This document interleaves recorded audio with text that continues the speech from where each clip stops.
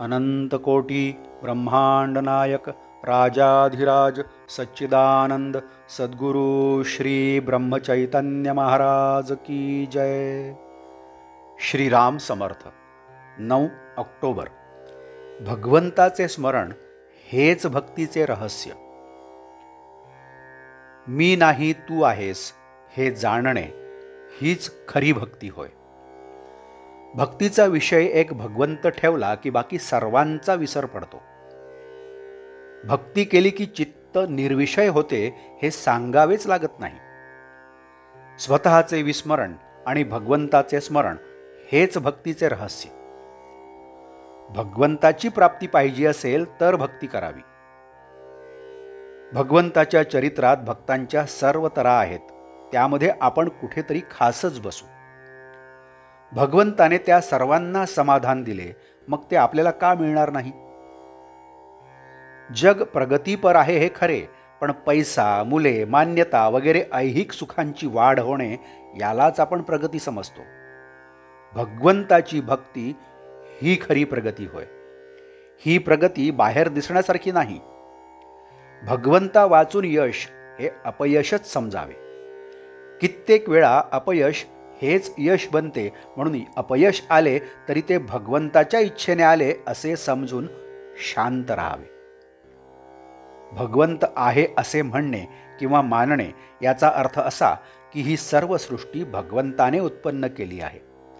त्या सृष्टीचे तो रक्षण आणि पालन करतो। सृष्टीमध्ये अनेक समूह आहेत, त्यांचे सुद्धा रक्षण आणि पालन तोच करतो। त्या समूहांपैकी आपण एक जीव आहोत आणि आपलेही रक्षण आणि पालन तो सदा करीत आहे। खरे पाहिले असता प्रत्येक मनुष्य अद्वैताचाच अभ्यास करीत असतो। अद्वैतामध्ये नेणारे द्वैत आपल्याला पाहिजे आहे।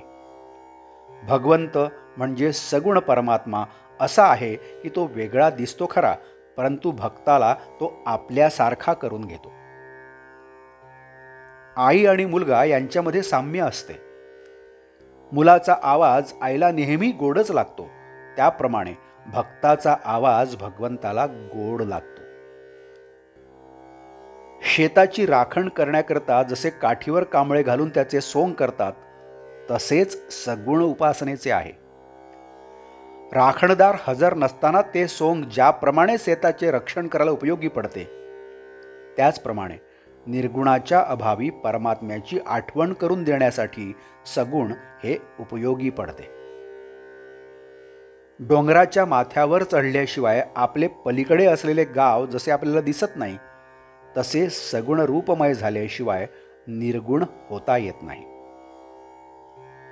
जो भगवंतावर अवलंबून आहे तोच खरा स्वतंत्र होय। भगवंताचा ध्यास लागणे म्हणजे तद्रूपच होणे होय। भगवंताची प्रीती याचेच नाव भक्ती।